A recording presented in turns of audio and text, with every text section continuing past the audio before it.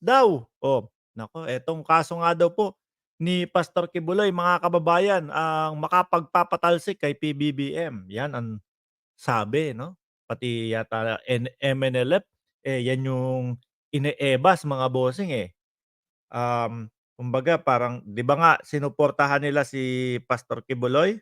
Oh, mitya daw po yan ng pagsiklab ng people power. Wait lang, si Senator Amy Marcos nagpahayag daw ng pagtutol sa pag-ano, pag-aresto kay Pastor Kibuloy. Eto pakinggan ninyo mga kababayan. 'To, oh. Oh, siyempre balita po ito ng SMNI kaya nandito lang sa cellphone natin. Malamang yan ika-copyright tayo niyan kapagka yung inano natin. Oh, game. Isip na inihayag ng mataas na leader ng Moro National Liberation Front na posibleng mag-udyok para Go! magkaroon muli ng people power sa bansa ang pagpapaaresto kay Pastor Apollo C. Kibuloy. Si Oh. Franco Baranda para sa detalye ng balita. Warning, kung talagang ituloy nila yung warrant of arrest kay Pastor Apollo Kibuloy, this will trigger the people power. Ugok, talagang matutuloy 'yan at tuloy na tuloy at talagang, yung kaso, talagang, mga kababayan bumubuhos yung kaso po, mga boss, eh. Isa-isa na pong, ifina-file yung kaso at isa din po sa pag-uusapan natin mga bossing, number 4 nitong ating topic, yung ano, human trafficking, mga kababayan. Kinasa na 'no, sa Pasig. Isa din po 'yan sa pag-uusapan natin. Sabi dito, ano ba pangalan nitong, hinayupak na 'to, ano? Sabi, kapagka daw po itinuloy yung warrant of arrest kay Pastor Kibuloy, mag-uudyok daw po ng people power. Tuloy muna natin bago tayo magkomento. This might trigger people power. Hindi man pwede, hindi man pwede pagtakpan yan. Alam na ng buong mamamayan ng Pilipinas ano ang tama o ano ang mali. Hindi pwede. Totoo po 'no. Alam ng buong Pilipinas kung ano ang tama at ang mali. Miski po yung mga supporter, yung mga dating supporter po ng mga Duterte at mga supporter po ni Pastor Kibuloy dati, nagigising na po mga kababayan. Kaya nga po ang daming sumisigaw, "Kunin na 'yan," 'no? Ang bagal nung Sergeant at Arms, bakit hanggang ngayon, wala pa din, hindi pa din, inaaresto? Hindi na pwede ma-deceive nila yan.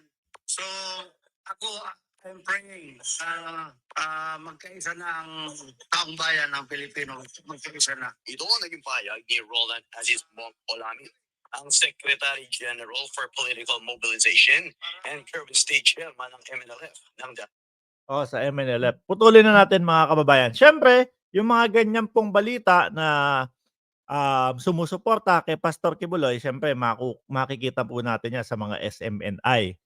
'Di ba? Dahil nga kailangan mag-ipon sila nung ano, mag-ipon sila nung mga, supporters nila para ipamukha sa taong bayan na eto, hindi kailangan matuloy ang warrant of arrest kay Pastor Kibuloy. Kahit sino pa pong Poncio Pilato ang magsalita diyan mga kababayan, tuloy na tuloy po 'yan, 'no? Tuloy na tuloy po 'yan. Senado po ang nagpapatawag, Senado at Kongreso ng Pilipinas. Hindi nila puwedeng balewalain 'yan mga bossing. Hindi nila puwedeng sabihin na, "Oh, ganito si ano sumuporta, kaya dapat hindi matuloy yang warrant of arrest na 'yan." Hindi po uubra yung mga gano'ng taktika ngayon. Ma'am Marie Chris Hernandez, magandang umaga po sa inyo. Si Katie ayan nandiyan din. Lagi kang, present sa live ko, Nandiyan din po si Ali Bal, oh. Birhel Valencia, magandang umaga. Si Glenn Chong, binastos ng party list rep.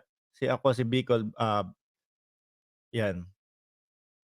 Sabi ni Ma'am Jean, "Good morning, Mark. Glenn Chong do not deserve anyone's respect." Romel Gumagan, ayan. So yun nga po mga kababayan, kung sino-sino na yung mga pinaghahakot nila para sumuporta kay Pastor Kibuloy, 'no, para 'wag lang matuloy yung warrant, hindi uubra po 'yan. Walang iuubra 'yan mga kababayan. Tsaka yung sinasabi nila, 'no, na eto daw kapagka itinuloy talaga, yung warrant of arrest, no, na i-serve o talagang kuhanin o arestuhin si Pastor Kibuloy, mga kababayan, eh, pagsisiklaban daw po ng people power. Wala na pong naniniwala diyan, 'no. Eto, ultimo po, mga kababayan, o sabihin na nating, yung mga nasa kabilang parlor, ayan, yung mga dilawan po, mga kababayan. Ultimo po si Senator Trillanes, mga bossing. Ano ang sabi?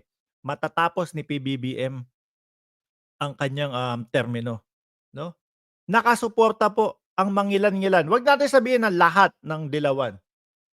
Nakasuporta po ngayon sa ating presidente ang mangilan-ngilan na dilawan, 'no? Namumulat po sila sa mga ginagawa ng ating presidente. Kaya po, kung yang sinasabi niyong people power, gawin niyo na lang pong barangay power.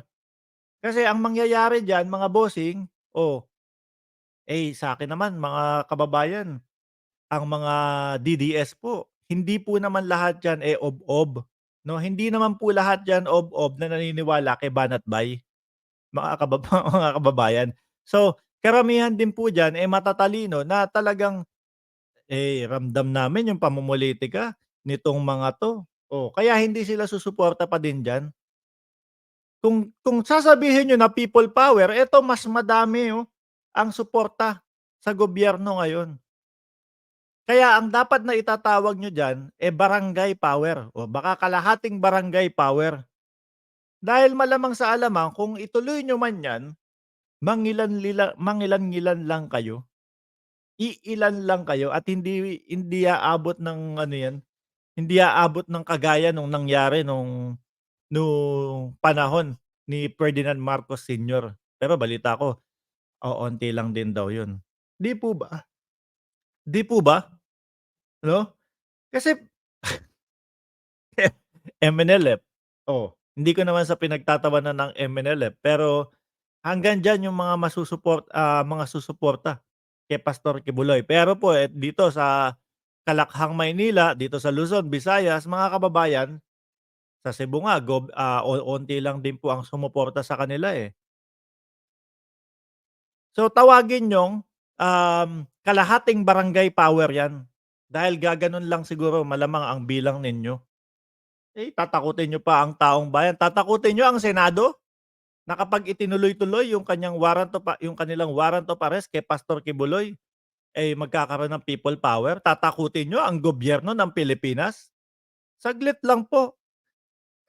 Sino po kayo para matakot ang gobyerno ng Pilipinas? Lalong-lalo po, mga kababayan, alam ng gobyerno ng Pilipinas na ang mamamayang Pilipino ang backup nila, na ang mamamayang Pilipino ay nakaano sa kanila, nakasuporta sa kanila. Mga kababayan, itong mga people power nila, nagmumukha silang mga eng-eng na lang dito. Nagmumukhang mga ano na lang, nagmumukha silang mga parang outdated yung mga nalalaman nila sa politika, mga bossing. Tipo bang, nabubuhay pa din sila doon sa mga panahon na uso yung mga people power. Wala na po, 'no? Sabi ni Jeannie K, sana ay 'di gumamit si Kibuloy ng armas laban sa mga magse-serve ng warrant of arrest sa kanya, tapos gagawin issue against PBBM. Sabi ni Sir Arnedo Olaez, "Anak, pwede pa jacket." Hindi po ako yung naglalagay mismo nung mga jacket dito, sir, eh.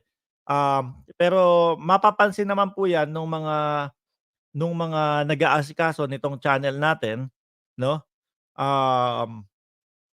para malagyan po kayo. Subukan nila ng magkaalaman ngayon din. Gawin na nilang mag-people power, baka tulog pa po yung iba diyan. Baka hindi pa po nagigising. Yung mga people power nila, siguro uubra yan, uubra pa po yan mga 10 years o 15 years ago. Pero ngayon, naku, sino sasama diyan? Kalahati, 1/4 ng DDS? Oh, tapos ramdam natin na hindi naman po lahat ng mga, nasa dilawan, 'no, sumusuporta kay PBBM. Pero unti-unti na din po silang nagigising.